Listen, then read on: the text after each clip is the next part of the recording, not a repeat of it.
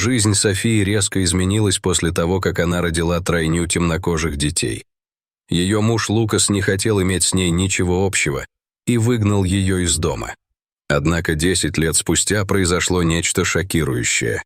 Сотрудники больницы, не занятые своими обязанностями, собрались у входа, чтобы понаблюдать за суматохой.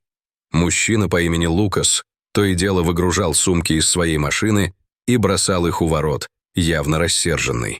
Сотрудники службы безопасности осторожно подошли к нему и попросили остановиться, но он вел себя так, словно их не было видно. Они пытались заговорить с ним, но он не слушал. Когда им, наконец, пришлось его удерживать, он дико размахнулся и ударил одного из них, прежде чем они повалили его на землю. После того, как Лукаса утихомирили, он рассказал леденящую душу историю. Он утверждал, что его жена София изменила ему и пыталась свалить на него беременность от другого мужчины. Оба они были белыми, поэтому ей не имело смысла рожать чернокожих тройняшек. Он кричал, что покончил с этим браком. Сумки принадлежали Софии, и поскольку он не мог отвезти их все в больницу, ей придется забрать их самой. Его не волновало, что она только что родила. Он знал только, что она причинила ему глубокую боль. Когда охрана отпустила Лукаса, он направился в палату к Софии. У Софии все еще болели руки после родов, и она не могла свободно передвигаться. Новорожденные дети плакали вокруг нее, и она смотрела на них бесстрастно. Лукас велел ей никогда не возвращаться в его дом и вернуться к чернокожему мужчине, с которым у нее был роман, чтобы он растил тройняшек. София уставилась на него, не веря своим ушам. Она не могла поверить, что он ее выгоняет. Она знала, что рождение 3 чернокожих младенцев было загадкой, поскольку они были белой парой. Ранее Лукас был в родильном зале, но выбежал оттуда, как только появились на свет дети, и увидел, что они черные. София предполагала, что они все обсудят, когда он вернется. Она понятия не имела, что он зашел только за ее вещами. Она умоляла его не бросать ее вот так, потому что ей некуда было идти. Как кормящей матери, заботиться о детях без его поддержки было бы эмоционально и физически изнурительно.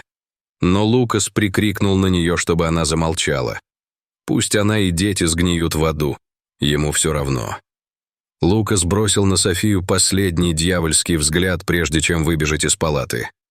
В тот день она едва могла ясно мыслить. Она звонила Лукасу много раз, но он отказывался брать трубку. Она отправляла ему сообщения, но все они оставались без ответа. Казалось, он полностью вычеркнул ее из своей жизни, и поскольку она застряла в больнице, она мало что могла сделать. Кормление детей и забота о них были единственными вещами, которые отвлекали ее от проблем. Однако, когда она посмотрела на них и увидела их темную кожу, она снова начала задаваться вопросом, что же произошло? Ее брак распался из-за цвета кожи ее детей. Она знала, что если не разгадает тайну, все будет только хуже. Не имея другого выбора, она обратилась за помощью к своей матери, Элизабет. Как и ожидалось, пожилая женщина прибежала на помощь. Элизабет не могла понять, как такой радостный момент мог превратиться в нечто, способное разрушить брак. Однако она решила не задавать вопросов, потому что знала, что Софии приходится нелегко. Первым делом она должна была убедиться, что обо всех вещах Софии позаботились должным образом. Она погрузила их в свой автомобиль и отвезла к себе домой. Позже она вернулась в больницу, чтобы оказать помощь Софии. Рождение одного ребенка само по себе было стрессом, но рождение 3 — это было невыносимо. Элизабет знала, что у Софии и так дел по горло, а из-за всех проблем с Лукасом София была не в том настроении, чтобы справляться совсем самостоятельно. Поэтому она решила быть рядом с ней. Она следила за тем, чтобы София ела в нужное время и кормила грудью малышей, когда они были голодны. Когда София чувствовала усталость и ложилась спать, Элизабет следила за тем, чтобы тройняшки либо спали, либо не шумели. Софии все еще было трудно перенести те первые адские дни. Потеря Лукаса была тяжелой, и она все время плакала. Считалось, что рождение ребенка Это одно из самых радостных событий для пары. Она не понимала, почему, когда подошла ее очередь, это привело к разрушению ее брака. Она не могла трезво мыслить. Она даже не могла нормально кормить грудью тройняшек, потому что ее психическое здоровье было в упадке. Она была настолько подавлена, что это начало сказываться на ее здоровье. В ту ночь у нее поднялась температура. К счастью, врач немедленно оказал ей помощь, и на следующее утро она снова была в отличной форме. Несмотря на то, что сделал Лукас, она все еще верила, что сможет завоевать его сердце. Она была уверена, что как только узнает правду, он вернется к ней. Пока что он действовал только на эмоциях. Она была уверена, что он все еще любит ее. К сожалению, через несколько дней она узнала правду о его чувствах. Когда она меняла подгузники одному из тройняшек, ее телефон издал звуковой сигнал с сообщением из банка. Общий счет, который она вела с Лукасом, был полностью закрыт. Когда она увидела сообщение, то чуть не лишилась рассудка. Это были ее сбережения. Именно она положила большую часть денег на счет. Лукас редко вносил свой вклад, а если и вносил, то всегда скудный. Она всегда считала, что у нее больше прав распоряжаться этими деньгами. Она никак не ожидала, что он их украдет. Именно тогда она поняла, что Лукас хочет ее разорить, и это становилось невыносимым. Он выгнал ее из дома. Он знал, что ей нужны были эти деньги, но все равно взял их. Это означало, что ему было все равно, что с ней случится. В тот момент ей тоже стало все равно. Все, что имело значение, это благополучие ее детей. Она больше не пыталась привлечь Лукаса на свою сторону. Она позвонила в полицию и сообщила о краже. Она бы также позвонила в банк, чтобы заморозить общий счет, но было уже слишком поздно, потому что все до последнего пенни было списано. Полиция начала расследование, но быстро поняла, что это будет нелегко. Лукас сбежал из штата в тот же день, когда украл деньги. Он скрылся, так что найти его и вернуть украденные деньги стало невозможно. Этот период был одним из самых мрачных для Софии. Она всегда была мрачна, когда думала о своем следующем шаге. Как бы долго и упорно она ни размышляла, никаких решений, казалось, не приходило. Трудно было поверить, что ее жизнь, которая еще неделю назад была идеальной, перевернулась с ног на голову. Она просто не знала, как жить дальше.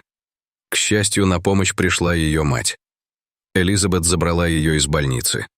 К тому времени София полностью выздоровела и была готова к отъезду. Элизабет погасила все непогашенные долги, и они все вместе переехали в квартиру Элизабет на окраине города. Все случившееся стало для Софии серьезной неудачей, но она не позволила этому так сильно ее расстроить.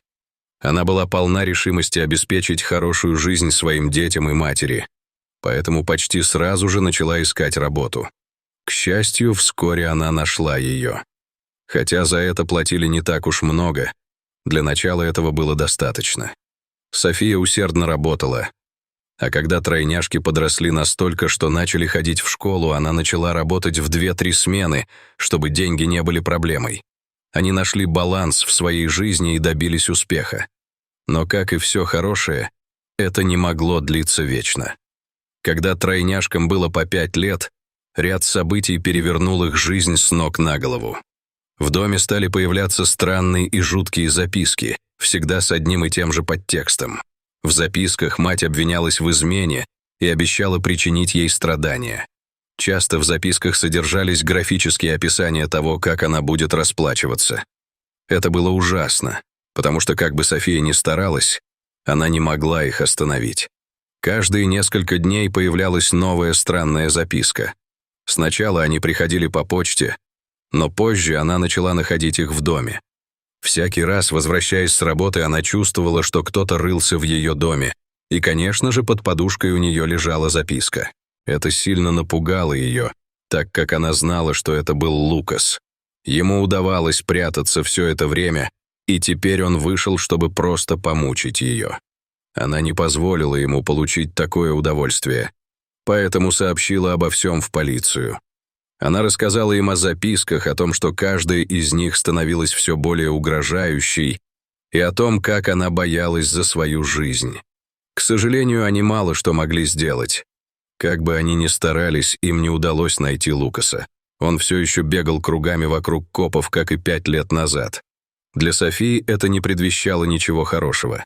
Она сменила все замки в доме своей матери и установила сигнализацию, чтобы любая попытка взлома немедленно вызвала полицию и соседей. Она пыталась вернуться к своей прежней жизни, несмотря на беспокойство о Лукасе. Она готовилась к повышению по службе, которое значительно улучшило бы их уровень жизни. Пока ее мать заботилась о детях, она сосредоточилась на подготовке к собеседованию по продвижению по службе. Когда это наконец произошло, она показала отличные результаты и получила повышение. Это был отличный повод для празднования. Наконец, у нее были замечательные новости, потому что она знала, что все финансовые проблемы вот-вот закончатся. В тот день София пошла забирать тройняшек из школы, и один из них передал ей записку. Как только она увидела записку, у нее кровь застыла в жилах. Это была та самая записка, которой Лукас угрожал ей. Она схватила записку и прочитала ее. Это было то же самое, но в нем также говорилось, что как бы она ни старалась, он всегда сможет напугать ее. София спросила их, как они получили записку, и они ответили, что ее передал им незнакомый мужчина. Мужчина сказал, чтобы они передавали это только ей. Она слушала, и слезы жгли ей глаза. Она никак не ожидала, что Лукас так близко подойдет к детям. Это было уже слишком, и она снова позвонила в полицию. На этот раз они решили проследить за ее домом, чтобы убедиться, что все в порядке. Они также провели обыск, чтобы убедиться, что поблизости нет следов Лукаса. Они ничего не смогли найти, но позаботились о том, чтобы в течение следующих нескольких дней следить за ее домом, чтобы он не приближался. Она безутешно рыдала. Она кричала в небо и 1000 раз вздыхала, удивляясь, как человек, который когда-то любил ее, мог причинить ей такую боль. И вот, чтобы прекратить дальнейшие угрозы своим детям, она решила, что пришло время переехать в другой город. Переезд дался ей нелегко. Ей пришлось уволиться сразу после того, как она получила лучшее повышение в жизни. Это было так несправедливо, но она ничего не могла с этим поделать. Ее дети тоже не хотели уходить. Им была невыносима мысль о том, что они оставят свою школу и друзей. Им нравилась их жизнь там.